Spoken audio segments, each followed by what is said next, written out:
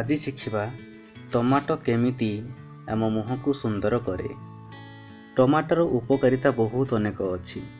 ଏହା ସଫା କରେ, ଲୋମକୂପ ଖୋଲେ, ମୃତକୋଷ ବାହାର କରିଦିଏ, ତ୍ୱଚା କୋମଳ ସୁନ୍ଦର କରାଏ। ତ୍ୱଚା ଶୁଷ୍କ ହୋଇଥିଲେ ଟମାଟୋ ଫେସିଆଲ କରନ୍ତୁ।